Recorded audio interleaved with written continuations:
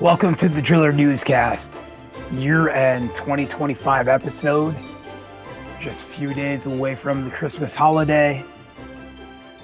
We're at the end of the year. We've had a great conference year, from geothermal conferences to groundwater conferences to our state conferences. We've done some good collaboration. We've gone through quite a bit of policy change.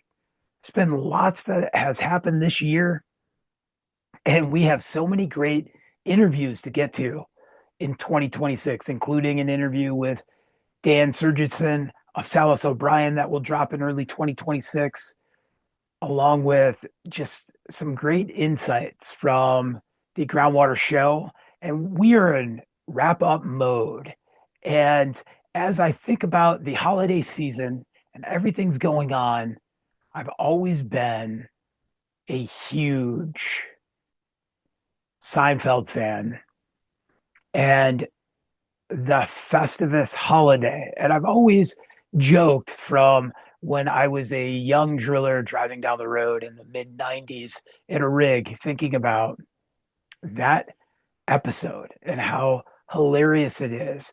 And that the symbol is a steel pole, which is the symbol of drill casing or rods or a tubular derrick or so many things to a cheater bar of the drilling industry. I've had these thoughts for so many years that let's cut loose a little bit. We can get back to news and policy and everything that is impacting the drilling industry next year. Let's talk about the similarities and differences in the Festivus holiday, which is December 23rd, as we're dropping this episode. And I want you to think about this. As we approach the end of the year, I, like many, are hanging lights and decorations and putting up trees because it's one of my most favorite time of the year. We slow down, we cherish friendships and families and camaraderie.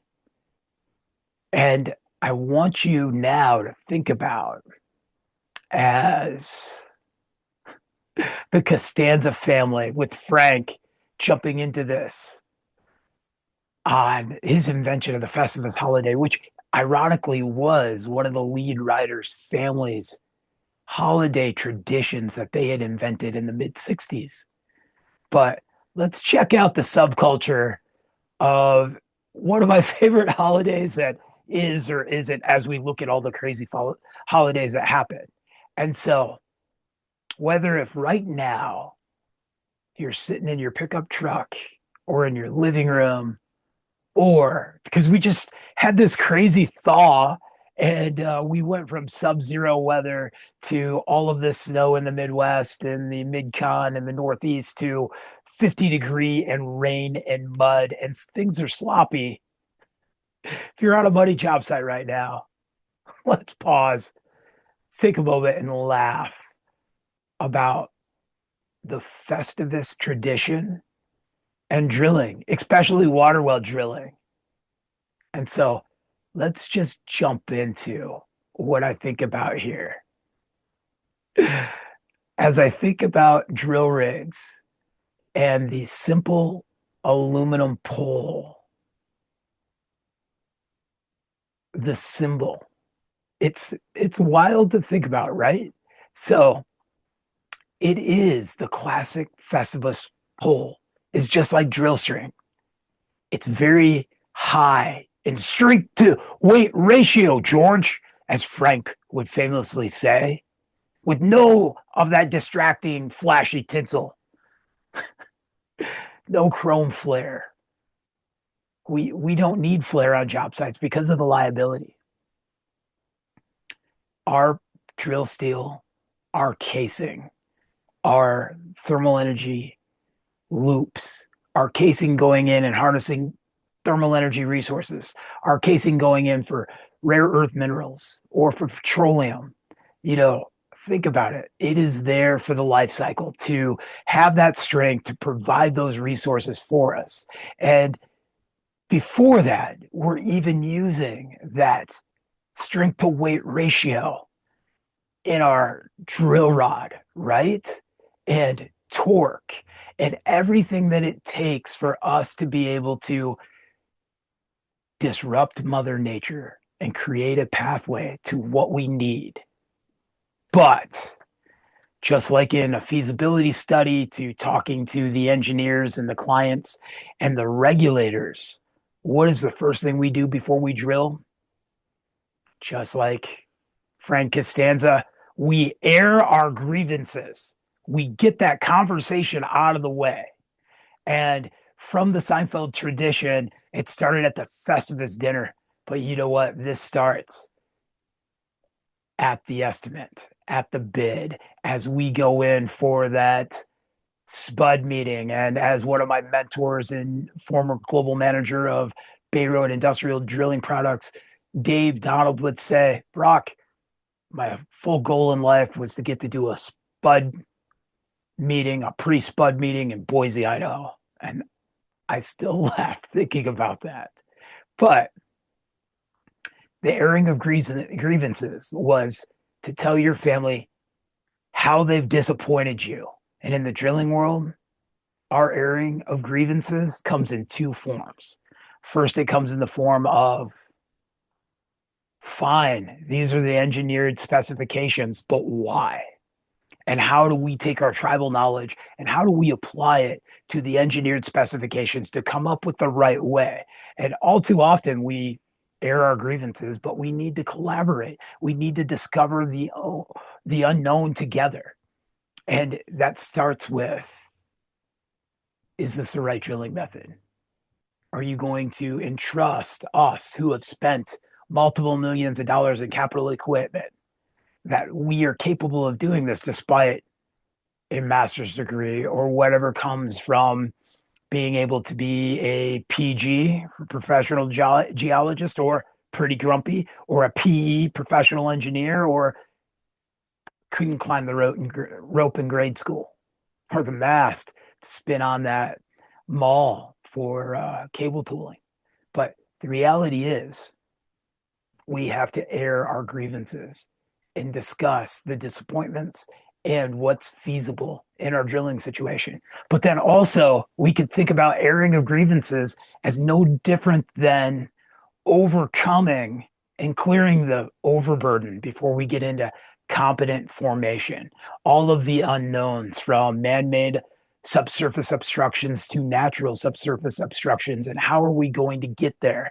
How are we going to create a good gauged borehole to be able to install product effectively and extract the resource we need?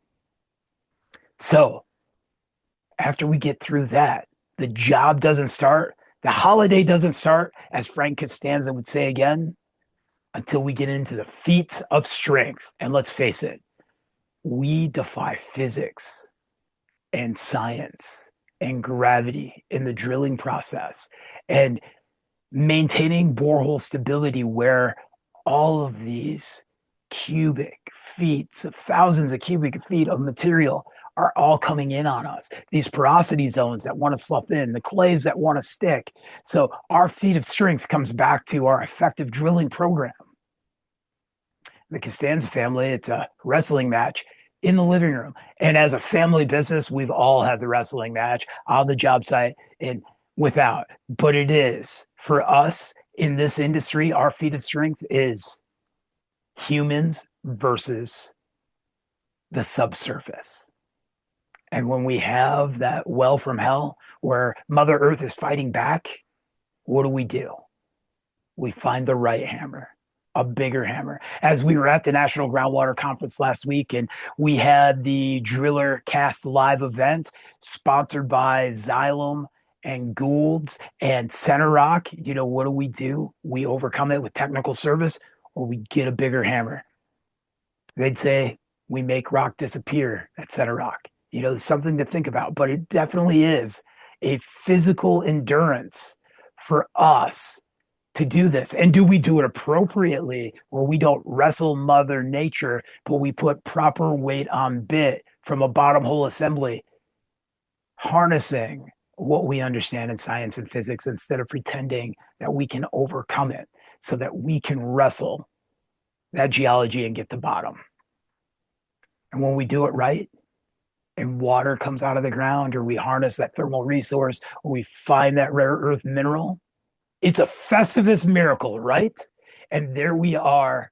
We have shown our might. And again, that time honored symbol of that pole of strength. There is nothing more correlation from our casing bringing those resources out, especially when it's water, to our drill rod being able to help us do that. Even our trimmy is a pole of strength to be able to help us protect the subsurface. And so as I jump into, we're going to have the one last interview of the year, though we have some great interviews coming out, and I promise you, you're going to enjoy the heck out of them.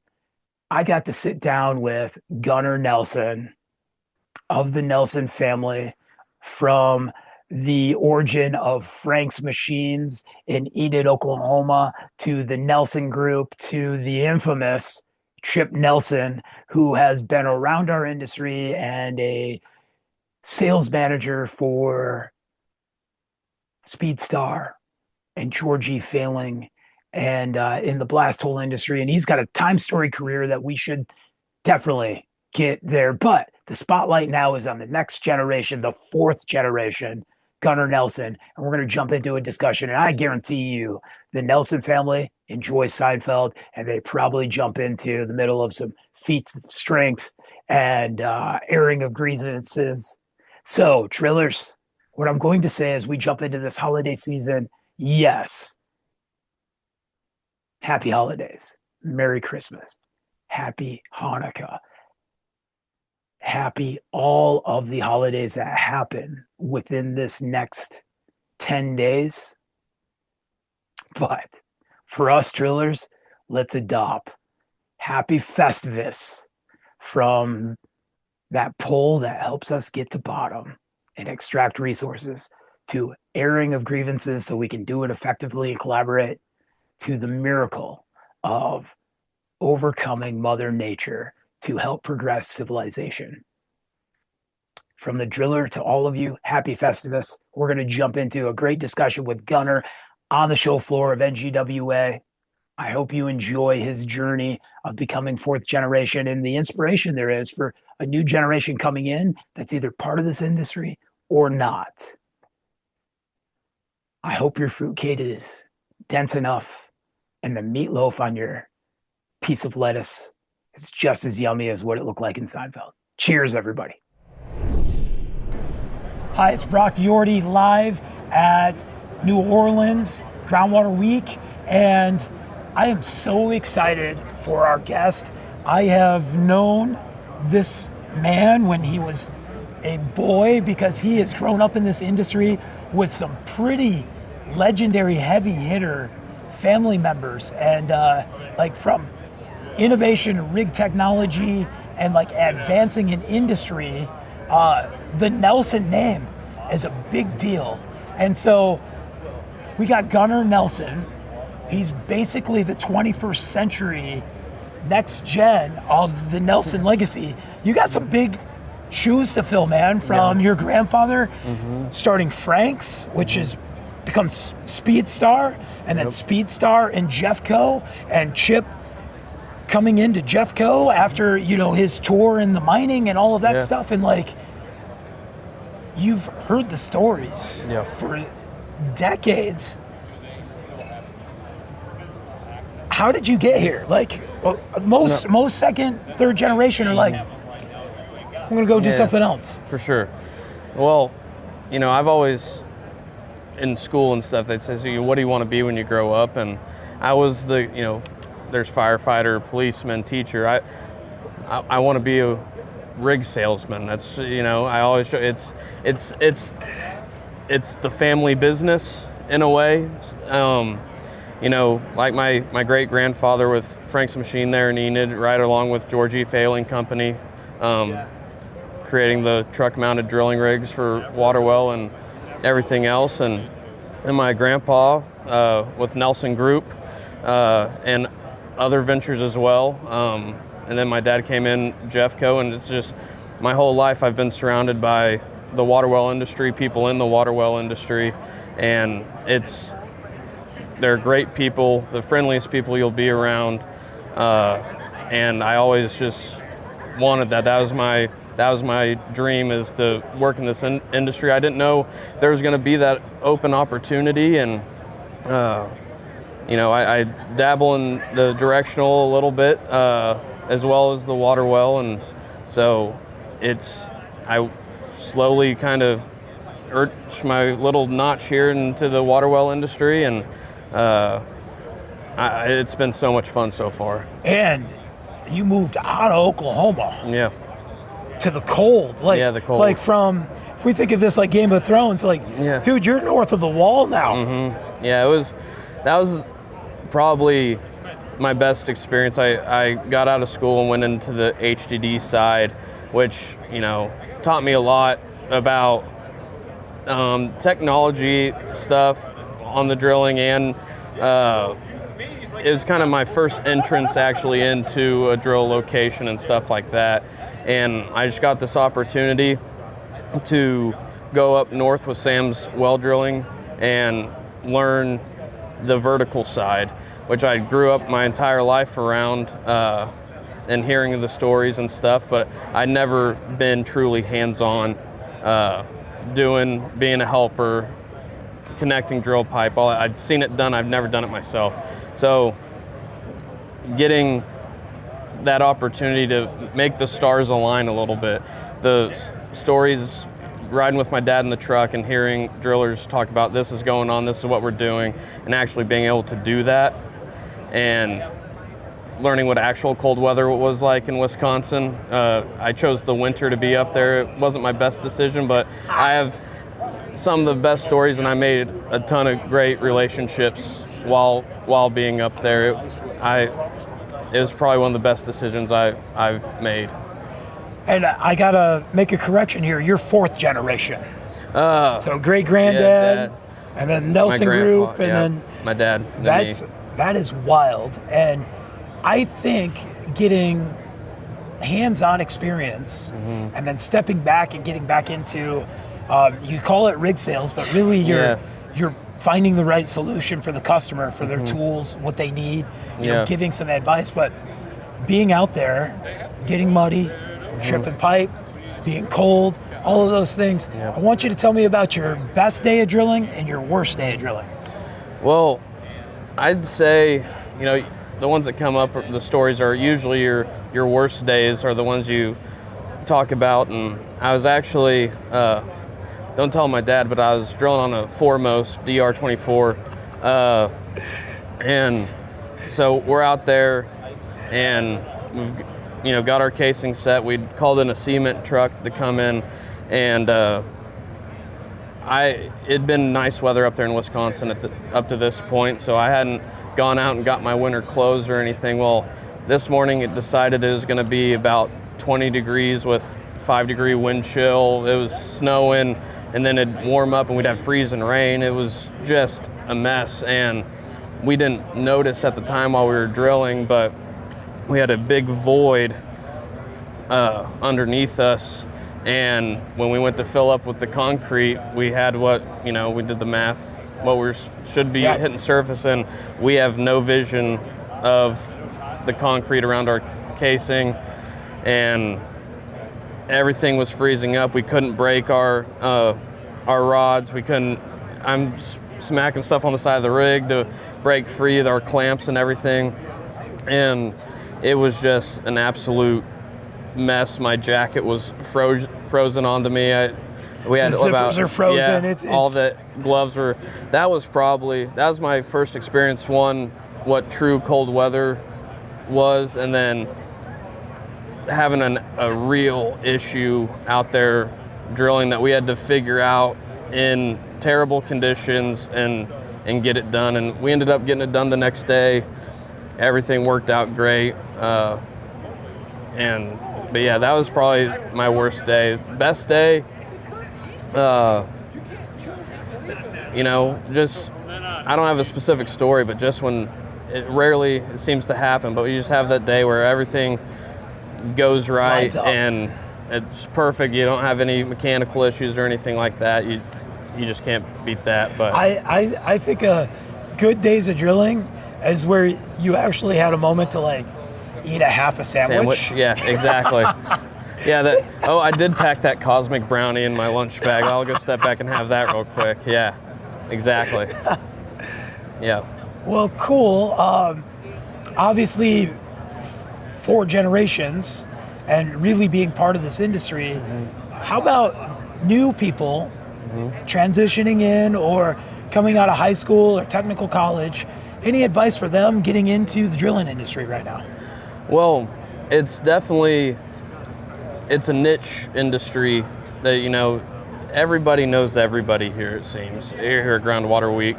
And, you know, a lot of my friends growing up, you know, now I'm out here on a drill location. They send back, oh, have you hit oil yet?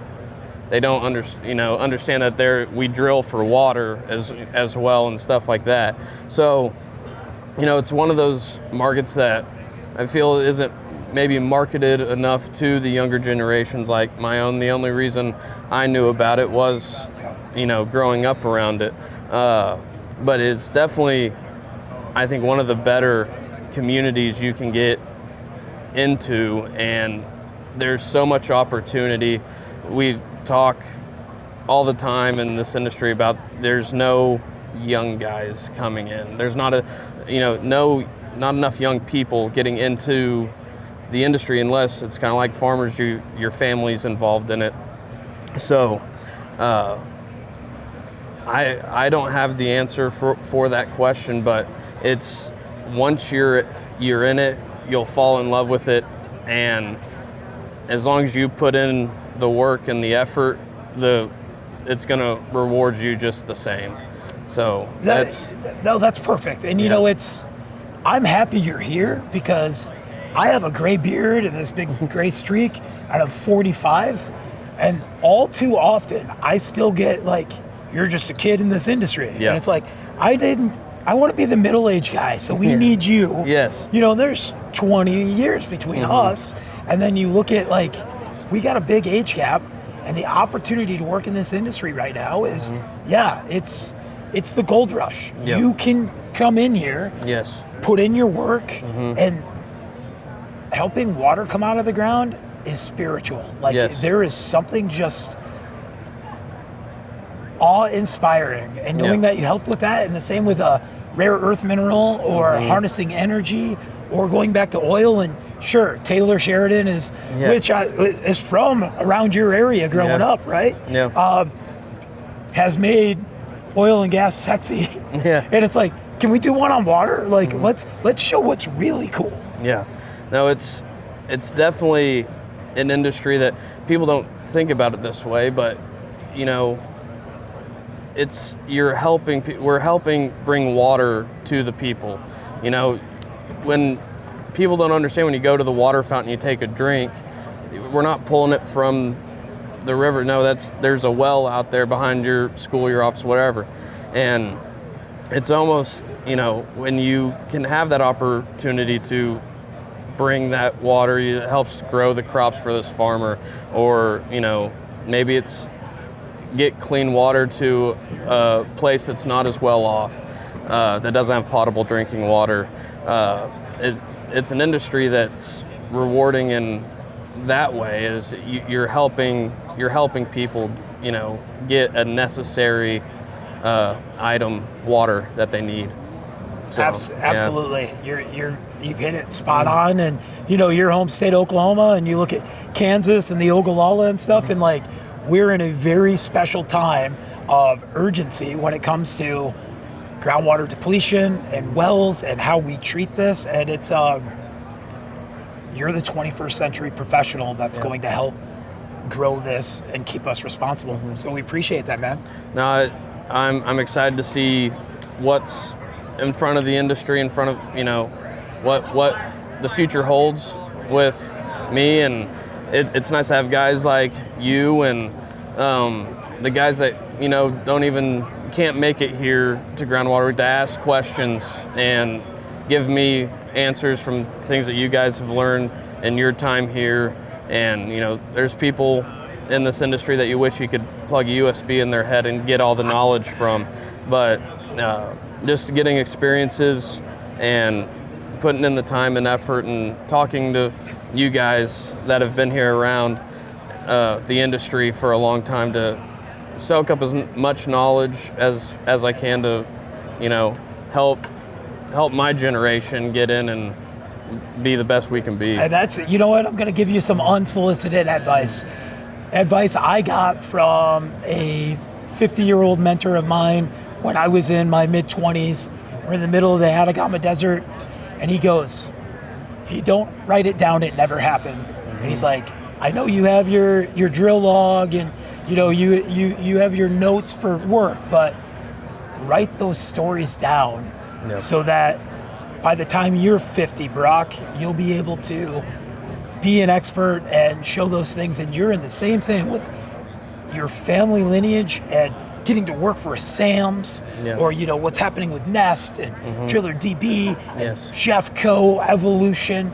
Like, the things that you will be able to share in the first 10 years of your career, mm-hmm, and then on, is so invaluable to the next generations. Mm-hmm. And like, you're there and you got some cool stuff to share.